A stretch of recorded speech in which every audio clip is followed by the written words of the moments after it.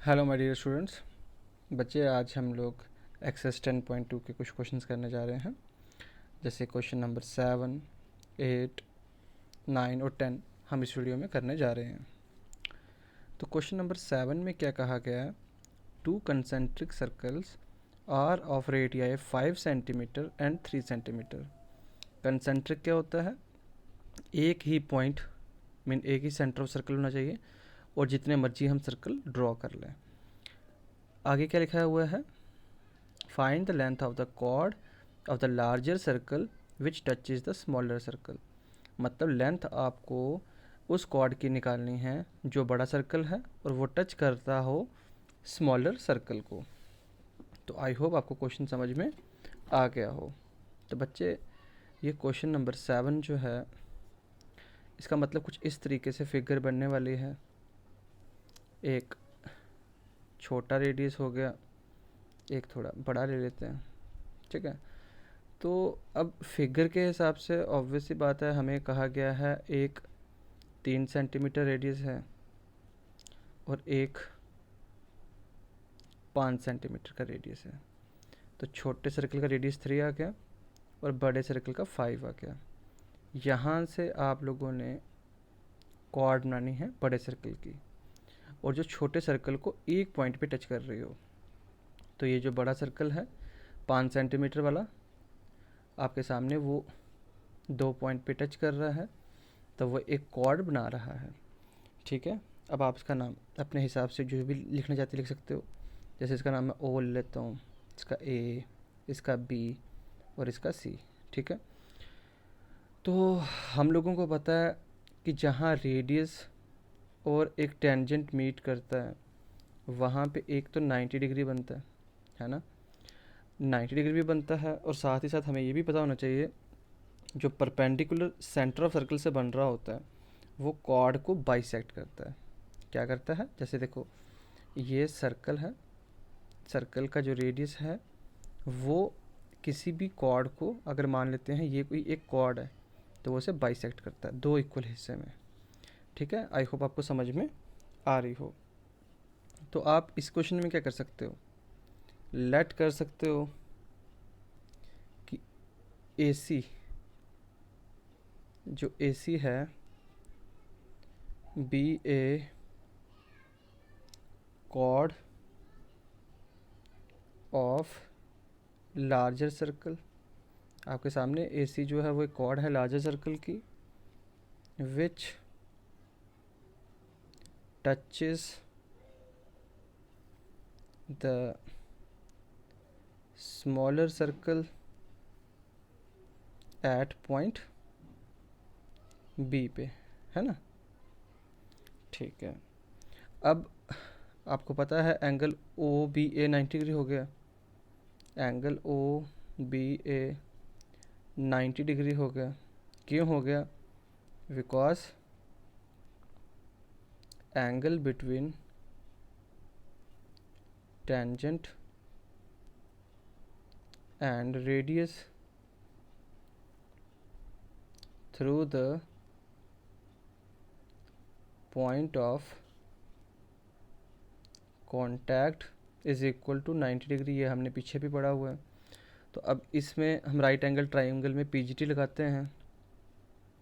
In right angle triangle O B A by Pythagoras theorem. तो obvious बात है 90 के सामने को ना OA, तो OA का स्क्वायर इक्वल टू OB का स्क्वायर जो परपेंडिकुलर का काम कर रहा है, प्लस AB का स्क्वायर। OA बच्चे कितना है? 5 है बड़े सर्कल का रेडियस। OB आपको निकालना है और AB अच्छा OB आपको दिया हुआ, सॉरी 3 दिया हुआ ना। OB तो आपको 3 दिया हुआ है, AB नहीं दिया हुआ है। तो 5 का स्क्वायर 25, 3 का स्क्वायर 9 प्लस AB का स्क्वायर 9 यहाँ ट्रांसपोज कर लेते हैं। 25 माइनस 9 इक्वल टू AB का स्क्वायर, और 25 माइनस 9 कहते हैं 16 होते हैं और 16 4 का स्क्वायर होता है। और आपको पता है स्क्वायर रूट स्क्वायर से स्क्वायर कट जाएगा। इसका मतलब ए बी जो है वो 4 आ गया।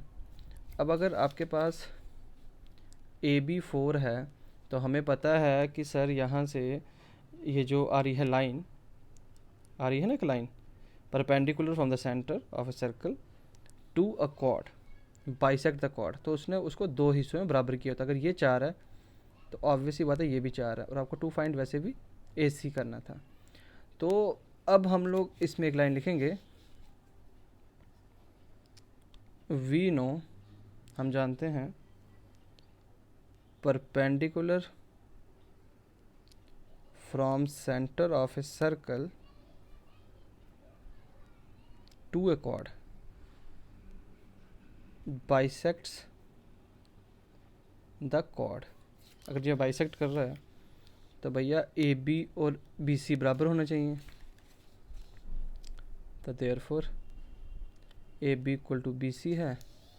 तो अब आपको निकालना क्या, A C is the sum of A B plus B C, hence A C equal to A B plus B C. But आपको पता है ए बी सी के बराबर है, तो A B plus B C की जगह ए बी का आंसर 4 है, तो 4 + 4 हो गया 8 सेंटीमीटर। तो ये आप लोगों का जो ए सी था यही आप लोगों को निकालना था, क्योंकि ए सी जो था वही कॉर्ड थी हमारी लार्ज सर्कल की जो स्मॉलर सर्कल को एक पॉइंट बी पे टच कर रही थी। तो आई होप आपको समझ में आ गया। तो यहाँ पे आप शुरू में लिख सकते हैं टू फाइंड ए सी, और यहाँ से आप लोग सोल्यूशन स्टार्ट कर सकते हैं। तो कोई मुश्किल नहीं था इस क्वेश्चन में, आई होप आपको अच्छे से समझ में आया हो।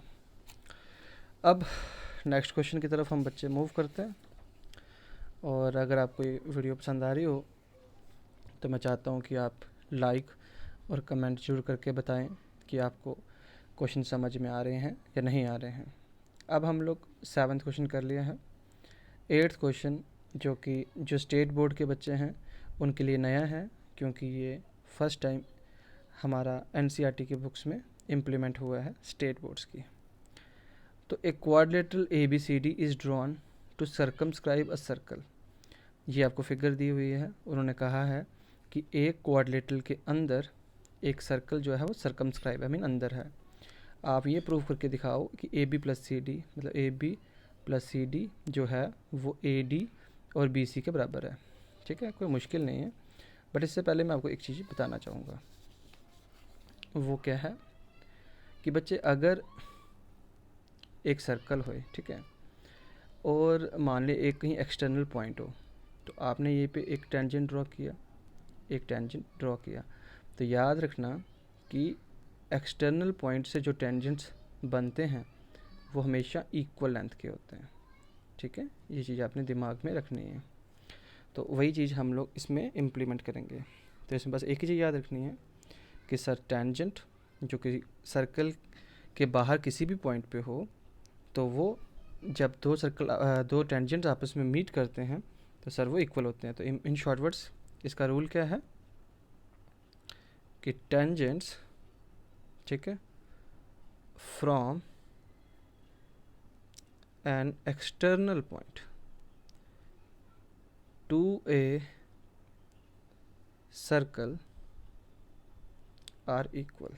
मतलब टेंजेंट्स जो हमारे कोई एक्सटर्नल पॉइंट से बन रहे होते हैं सर्कल की तरफ, तो वो इक्वल लेंथ के होते हैं, क्योंकि हमने ये काफ़ी जगह भी इसका इस्तेमाल करना है। तो अब हम इस क्वेश्चन को थोड़ा सॉल्व करते हैं बच्चे। तो बच्चे आपके फिगर ये है, क्योंकि फिगर के ऊपर ही पूरी बात है ये, तो आपके सामने ये सब कुछ दिया हुआ है, तो हमें इसमें कुछ ज़्यादा लिखने की भी ज़रूरत नहीं है।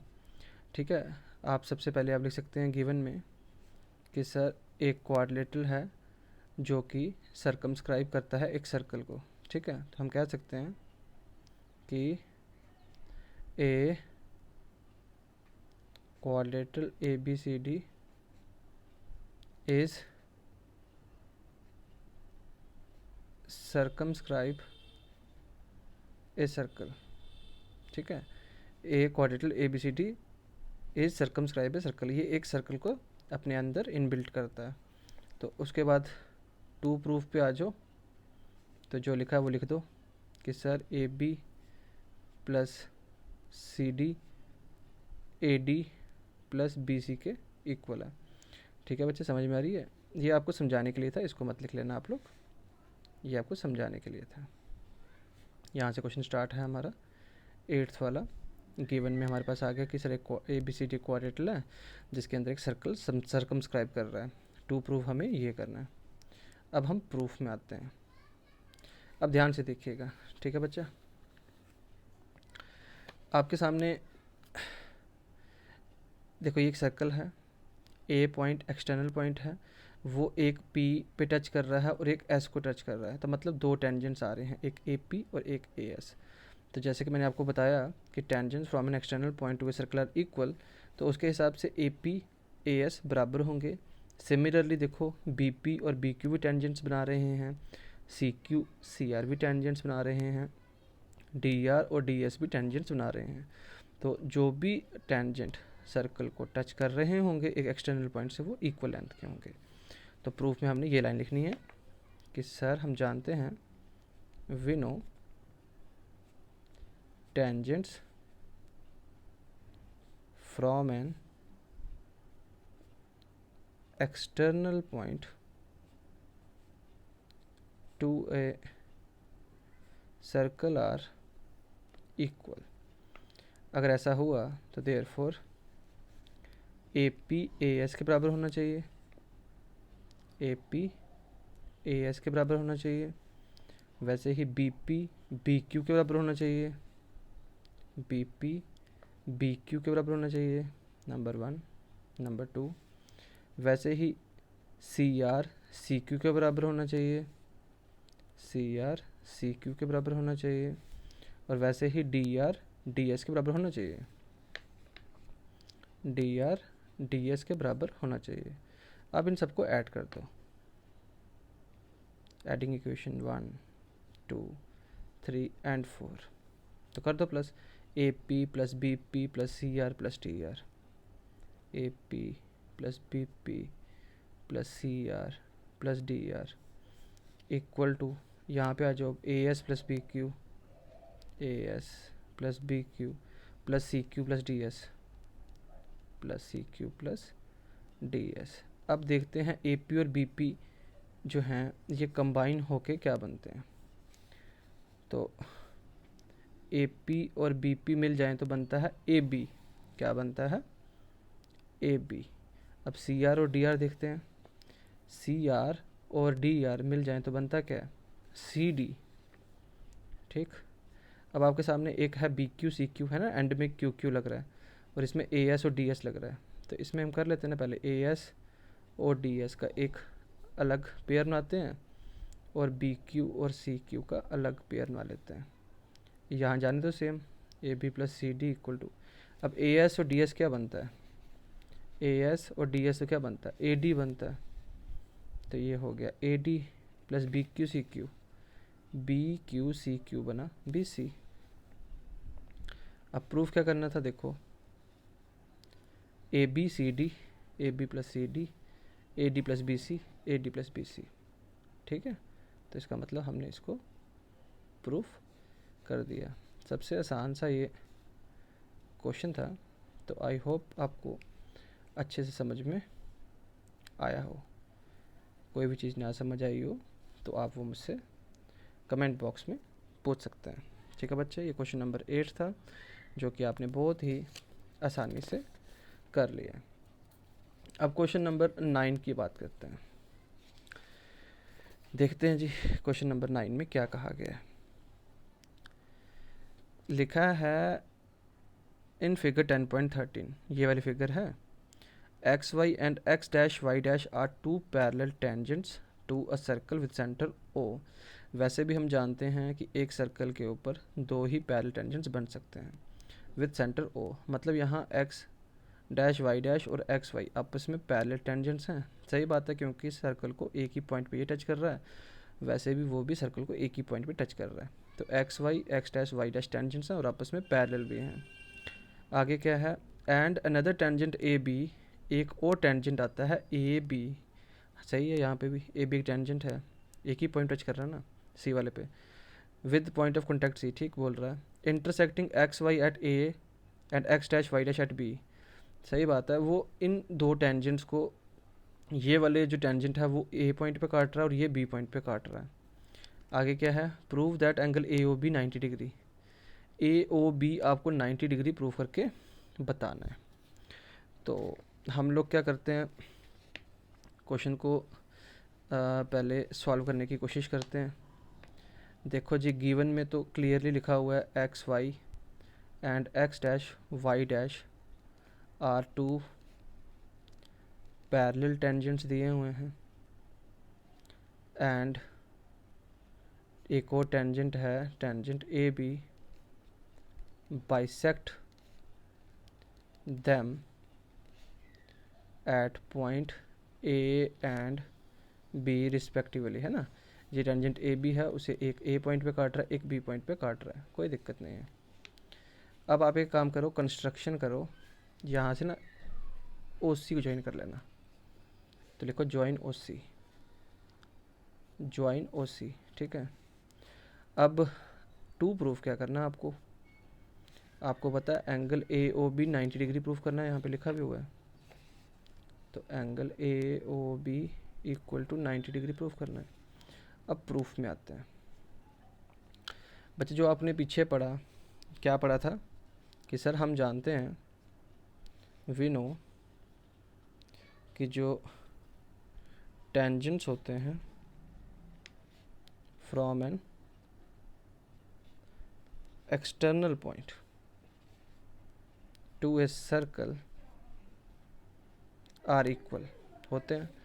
उसके हिसाब से देखो, ये एक सर्कल है, ए एक एक्सटर्नल पॉइंट है जो सर्कल को पी पे टच कर रहा है और सी पे टच कर रहा है, उसके हिसाब से ए पी और ए सी क्या होना चाहिए, इक्वल होना चाहिए।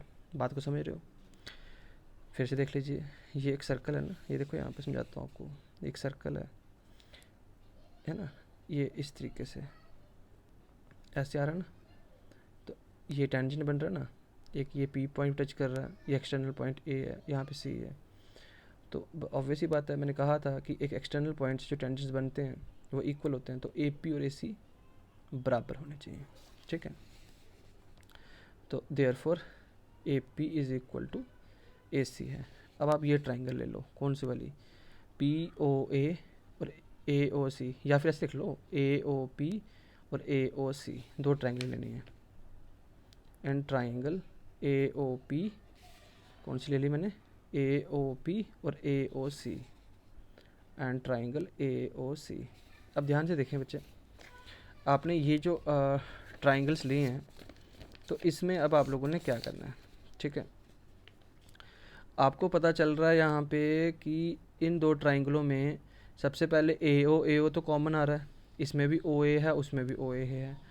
ए P A C just prove किया, और ओ पी और ओ सी दोनों सेम रेडियस ऑफ सर्कल्स हैं, तो ट्रिपलस कॉन्ग्रेंसी रूल लगेगा यहाँ पे, ठीक है। हम क्या बोलेंगे सर, ओ ए सर दोनों में कॉमन है एक चीज़, ओ पी और ओ सी सेम रेडियाई है, सेम रेडियाई है ना, ओ पी और ओ सी सेम रेडियाई, और वैसे ही आपने अभी प्रूफ किया था पीछे, ए पी ए सी के बराबर है, A P equal to A C proved above. तो ट्रिपलस लग रहा है यहाँ पे, बाय ट्रिपलस कॉन्ग्रेंसी रूल मैं कह सकता हूँ कि triangle A O P congruent है ट्राइंगल ए ओ सी के। तो ये जो सिंबल होता है ये कॉन्ग्रुएंट का सिंबल होता है, ठीक है बच्चे। तो उसके हिसाब से मैं यहाँ पे कह सकता हूँ कि सर ये वाला एंगल और ये वाला एक angle C P C T से बराबर हो गए, angle 1 is equal to angle 2 by C P C T. Similarly बिल्कुल उसी तरीके से, अभी उसी तरीके से, अब ऑब्वियसली बात सर्कल तो वही है, एक पॉइंट बी बाहर है, यहाँ से ये सी को टच कर रहा है, यहाँ से ये क्यू को टेंजेंट टच कर रहा है, तो बी क्यू और बी सी दो टेंजेंट्स हैं जो एक्सटर्नल पॉइंट से हमारे इस सर्कल को टच कर रहे हैं।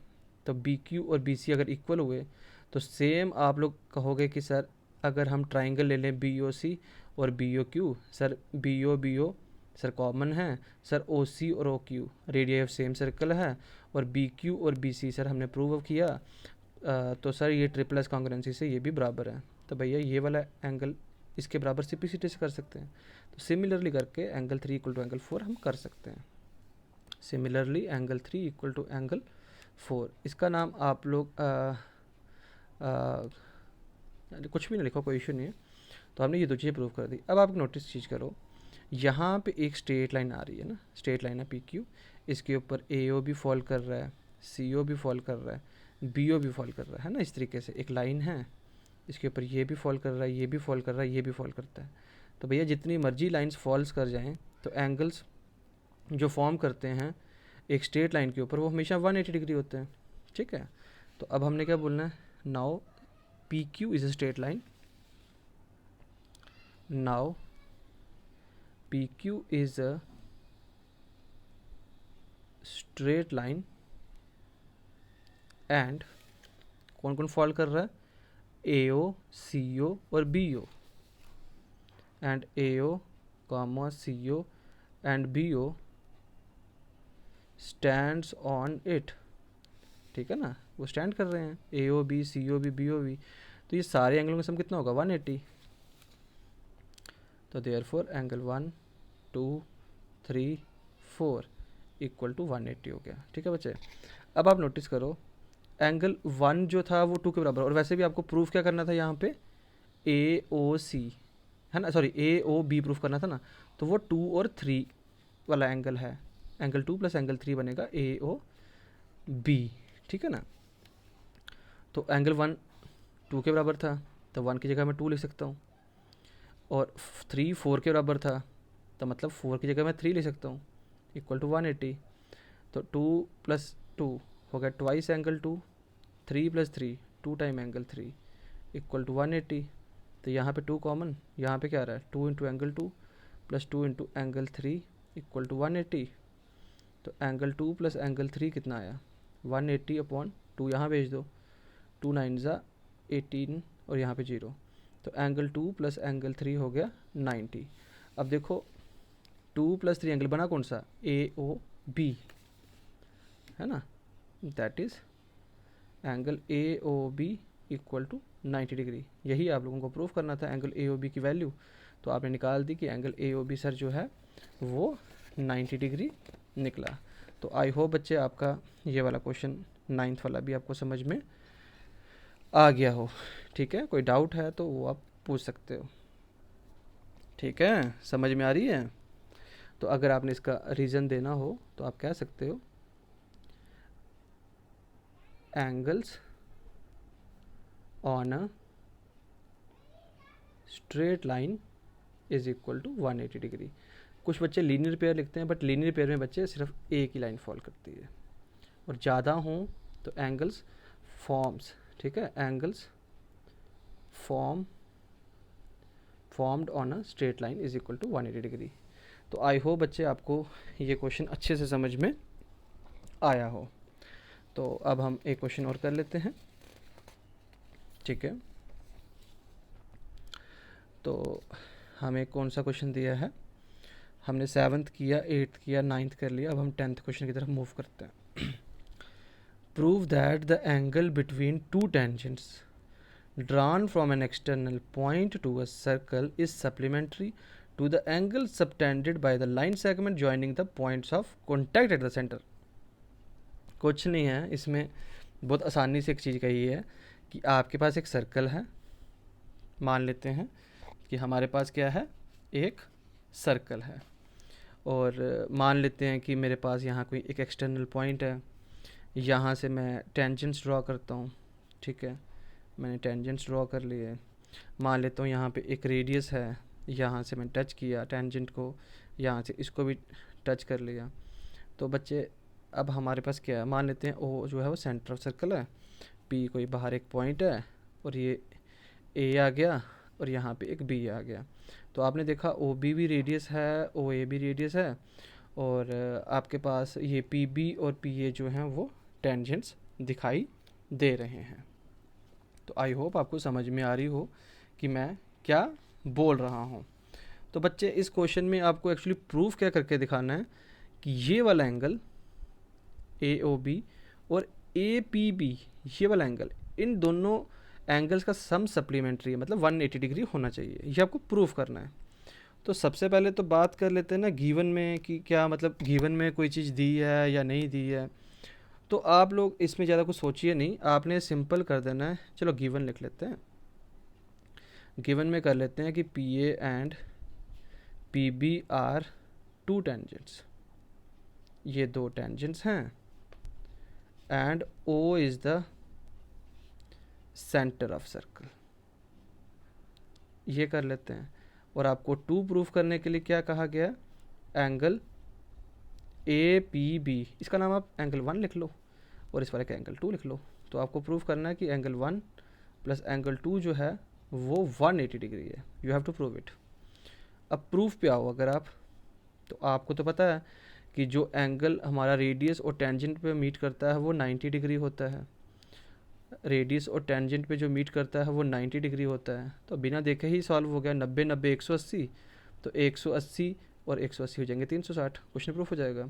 तो हमने क्या लिखना है सर, हम जानते हैं, वी नो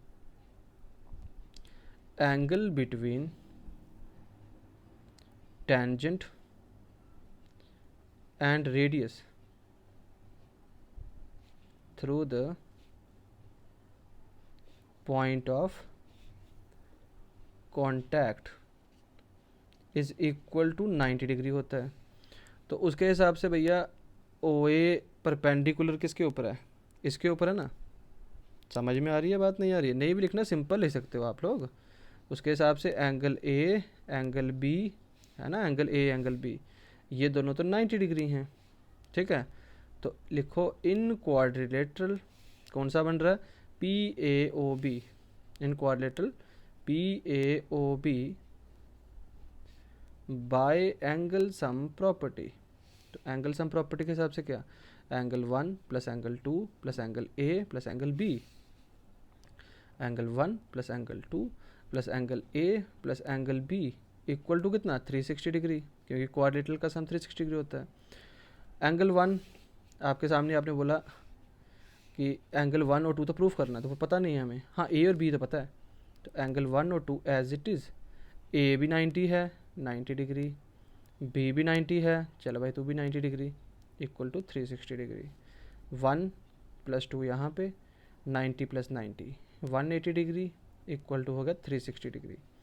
तो 1 प्लस 2 बच्चे यहाँ पे रख लो और 360 डिग्री में से माइनस कर दो, यहाँ पे तो प्लस आएगा ना, 1 प्लस 2 प्लस 180 है ना, तो ये वहाँ जाके हो जाएगा माइनस 180। तो एंगल 1 प्लस 2 कितना हुआ, 360 माइनस 180, 180 डिग्री ही होता है। तो आपको प्रूफ भी तो यही करना था ना कि एंगल 1 और 2 180 डिग्री के बराबर प्रूफ करो, तो आप कह सकते हो हैंड्स प्रूव्ड, ठीक है।